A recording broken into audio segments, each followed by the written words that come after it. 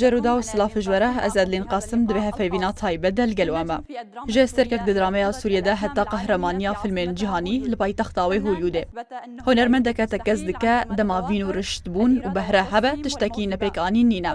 ایدیجی قهرمانیا رز فیلم مرایو نهایت رجل شجاع و بدهان کاردن حتی قهرمانیا فیلم جهانی وكو قهرمانية فيلم ملكة الصحراء الابن البكر تصوير لأجل الملك كار لقل ستيركن جيهاني وكو توم هانكس نيكول كيدمان كريا ميواني من بقل لك زمان جيهاني دزانة هروها ميوزيك جنيا كمان يجي دكو دكا دلي تماشا باناندا ميواني من إيرو هنرمند جهاد عبدويا جي لوس أنجلوسا أمريكا القلميا سلاف بوتا جروداوي سلاوين من جبوتو حمو كارماندين تلفزيوني وحمو تماشاوانين هيجا قال لك سباس سپاس تو هر هبی هنرمند جهانی جهاد عبدو دلگل در هنرن جهانی و سوری کار کریه دوی داویه دجی تبشداری ده قهرمانیا فیلمکی کردی ده کر جه در هنریا در هنر کرد مانو خلیله تجمره هنکی بحثا و بزاوی بکه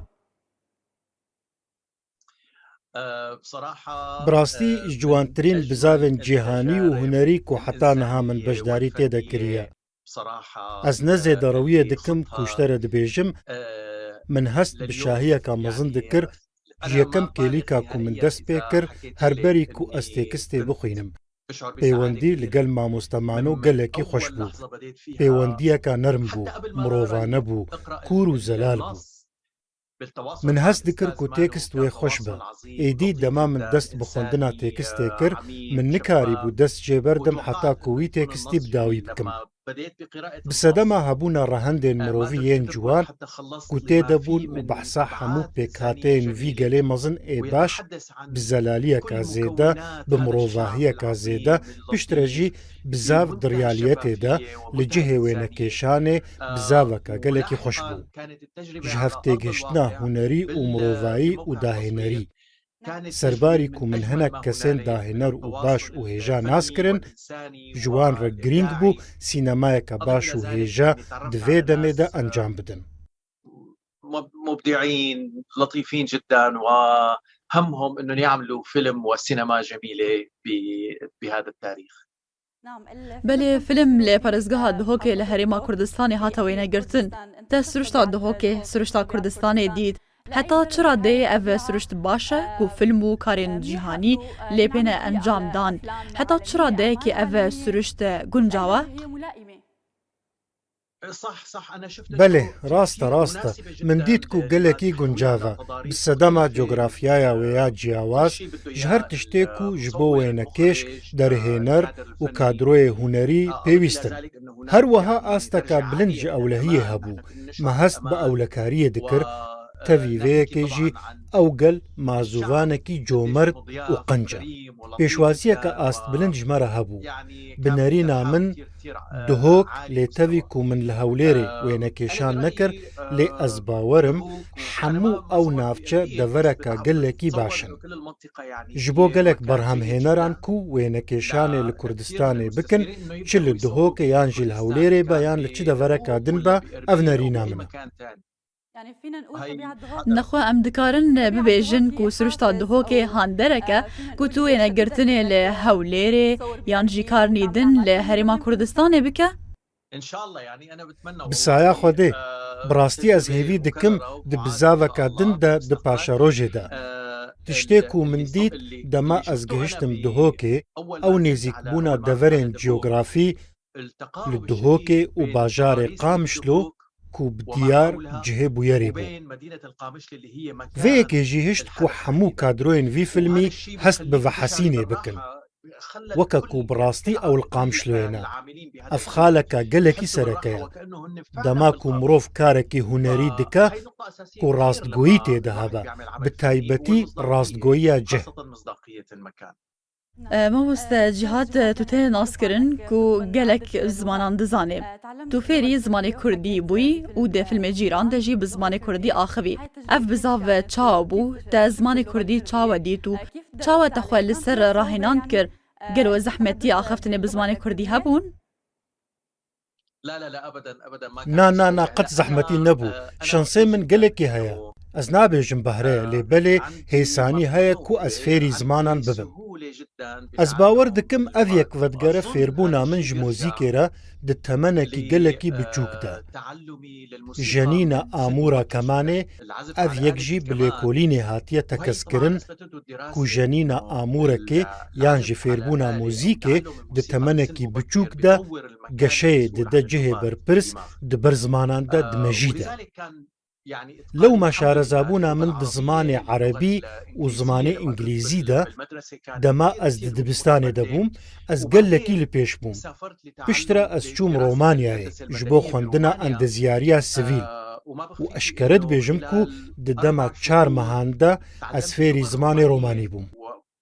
Berê jî min yek pêva romanî nizanî bû.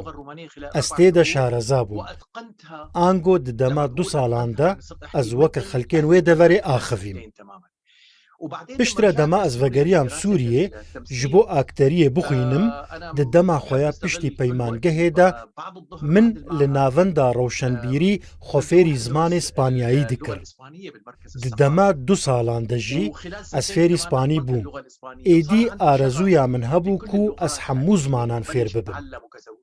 Lewma jî min bixwe xwefêrî Rûsî û Fransî jî kir. Dema ew rol ji bo min hate spartin diyaloga min bi zimanê Erebî û zimanê Kurdî jî hebû ku ew jî zimanekî gelekî xweş e. Her wiha zimanê Ebrî ji ber ku rola min a kesekî cihû bû ji Sûriyê. Tiştê bû ew bû ku mamoste Mano ew hevokên ku divê ez wan bi zimanê Kurdî bibêjim tomar kirin. Êdî min jê xwest ku wan ji min re tomar bike û nivîsandî ji min re bi latînî binivîse û bişîne. Ez jî demekê li ser wan rahênan bûm. باشە tu dikare çend peyv nav bi Kurdî ji me re bêje؟ divê ez hesaba هلا ما نسيته Min ji bîr kirine, min ji bîr kirine. divê ez hesaba yani Xwedê divabû min ew amade bikirane. باشە te gote min eger heye tu bê hewlêrê û filman çê bike proje te hebin êdî hingî jê me bi hevdûre bi Kurdî biaxivin û em ê hewl bidin tu çend peyvên Kurdî wergire. Ez sozê didime te ku hevpeyvîna min hemû bi Kurdî be. te behsa peywendiya xwe li gel müzîkê kir peywendiyeke te ya ruhî li gel müzîkê heye û tu Amêrê kemanê jî dijenî. Peywendiya te li gel müzîka Kurdî çawe ye? Tu li müzîka Kurdî guhdarî dike؟ Ez li mûzîka Kurdî guhdarî dikim û jê hez dikim jî bi rastî. Her wiha ji folklora Kurdî bi giştî hez dikim. Ahengên Newrozê, dîlanên Kurdî, ji dîlanên herî xweş in. Ez bi guhdaneka mezin wan dişopînim. Ji ber ku wateyên bedew di wan de hene. Wiha dihêle mirov hest bi serbilindayî, şanazî, merdî û qenciyê bike.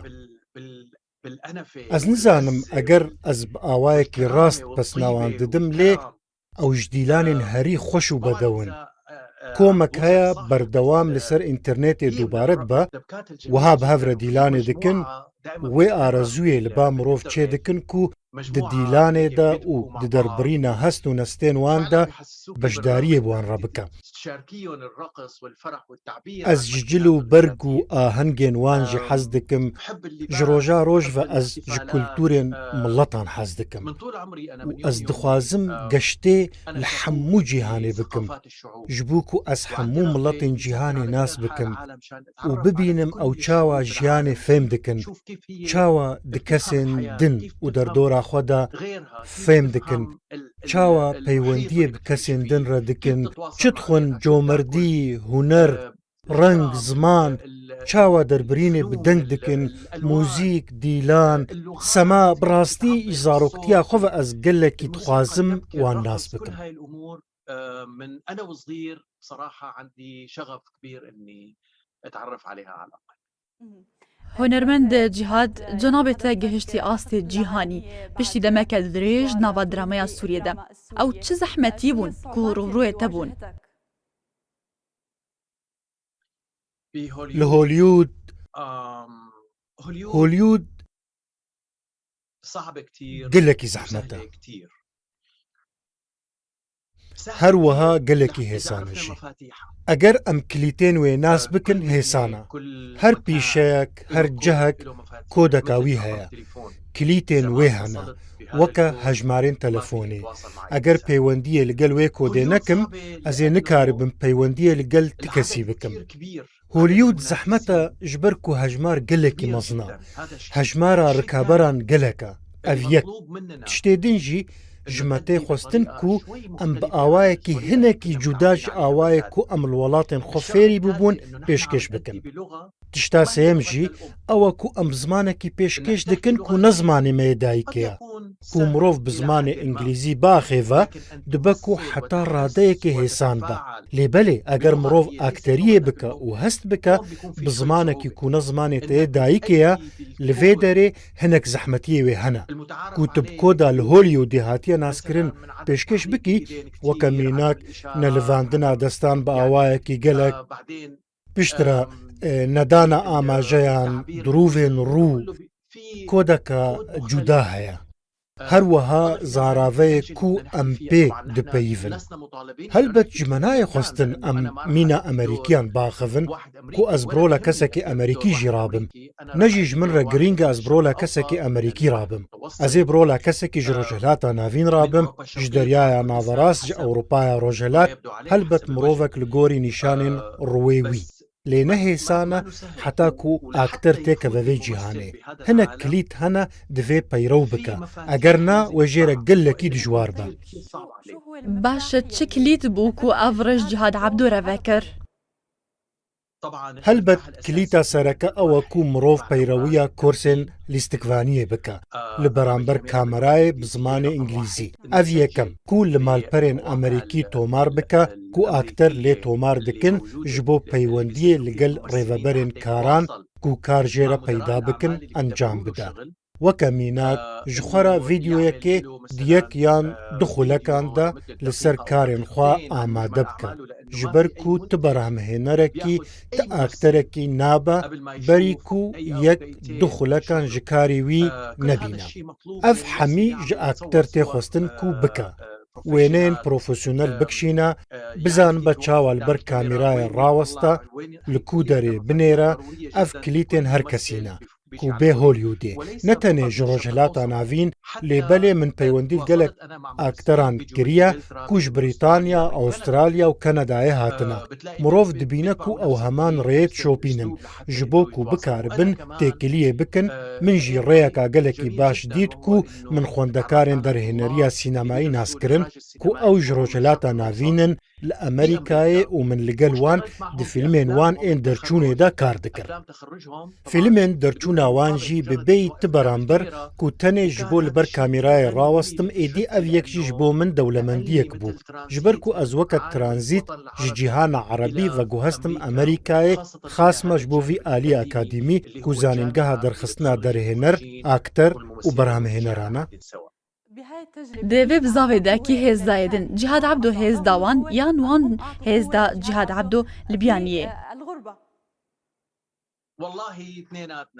bi rastî me herduyan de hev ji ber ku bi nerîna min çi kesê ku tu pê re kar bikî tu jê fêr dibî çi kesê ku tu pê re kar bikî helbet tu li bizava wî jî zêde dikî divê derbarê de ez dixwazim nameyeke hezkirinê û hêviya serkeftinê bişînim ji bo wî zarokê ku qehremanê filmê cîran bû Şêro bi rastî ev behreya nayab li cem wî xwedê wî zarokî biparêze min bi xwe ji mamosteman were got tu di hilbijartina vî gencên û hatî vî zarokî de pisir ketî ku min ji dûr çavdêriya wî dikir ez jê fêr dibûm êdî em nabêjin ku kesek tiştekî zêde dike yan jî kesek dizane yan hevkariyê dike em hemû di karê hunerî de di çêkirina wî karî de hevbeşin her kesek dideyê din û her kesek jî jiyê din dibe êdî pirs bi alogoriye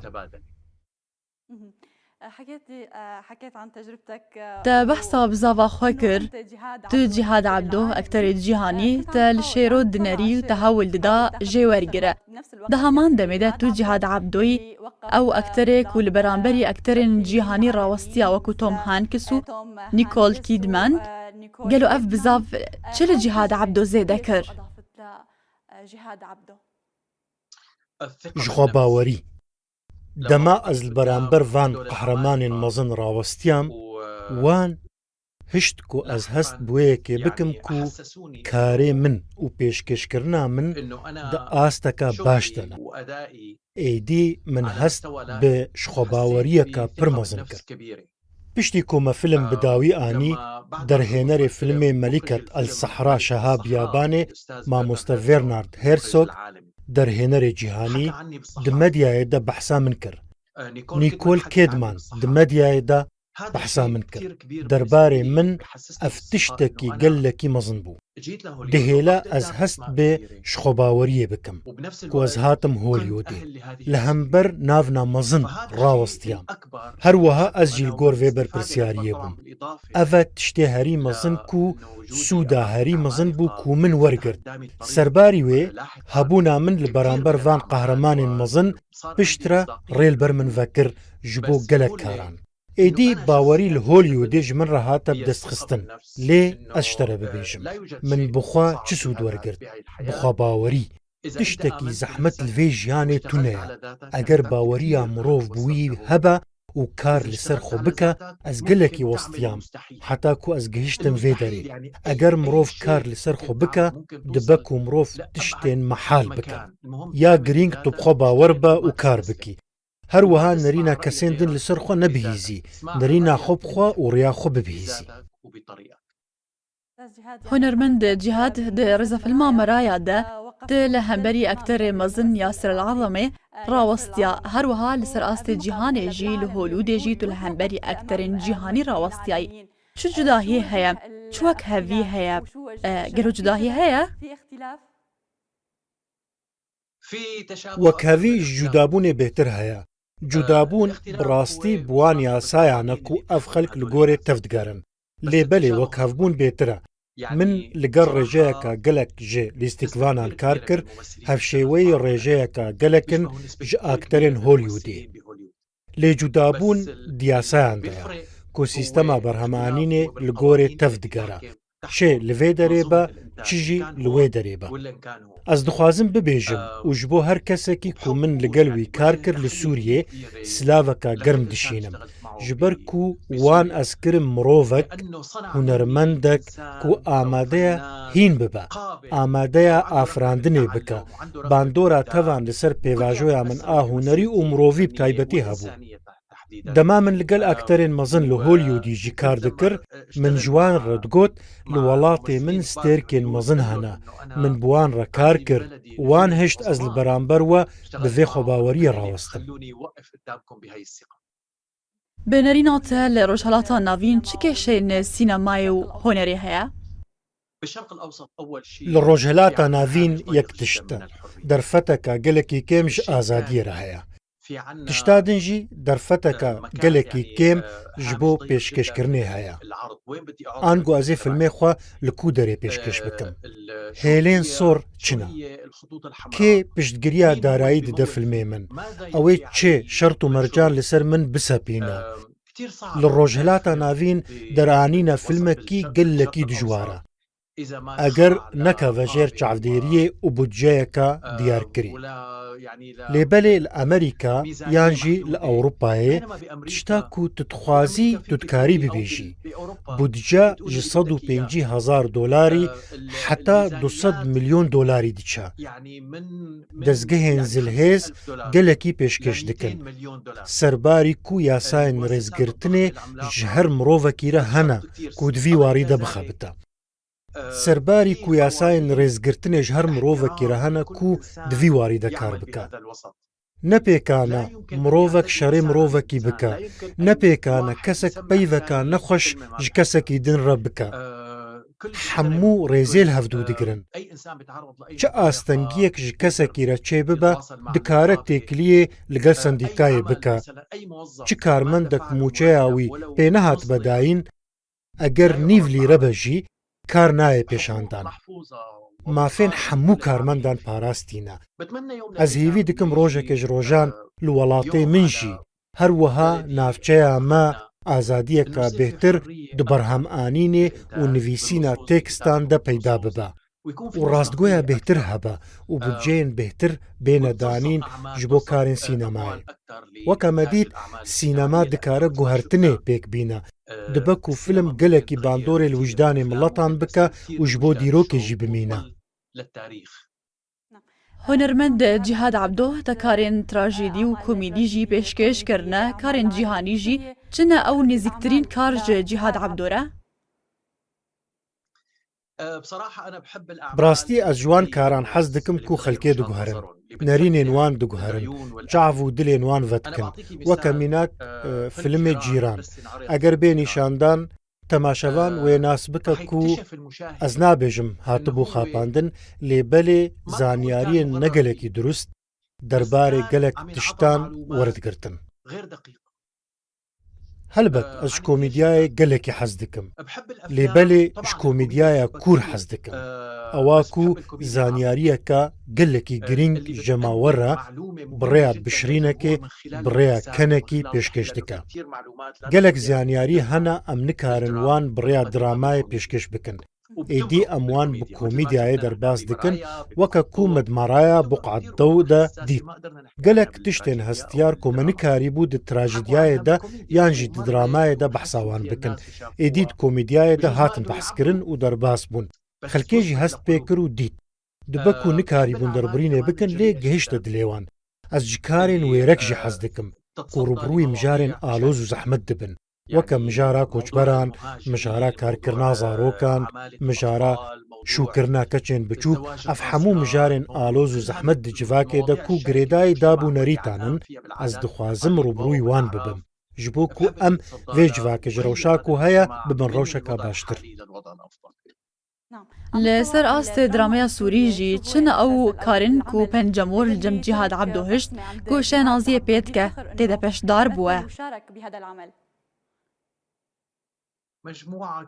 هەژمارەکە زێدەیە بڕاستی لێ ئەزیشترە ببێژم جوان نهایەت رجل شجاع هەنێک خەلەکێن مەرایە نەبع البەلسەم وەک میناک ئوخوەت التراب ڕێزە فیلمە ئەلتێر gelek karin birastî tê bîra min ku cihekî wan ê mezin li cem min heye heta niha jî têne bîra min ez li ser wan daxivim ez hêvî dikim rojekê ji rojan bi rastî ez bêriyê dikim ku li gel hevalên xwe yên akterên Sûrî kar bikim ez wiha hest dikim ku li nav kesûkarên xwe û bira û pismamên xwe me gelek kar ji dilên min nêzîkin her wiha Hemmam el-Qîşanî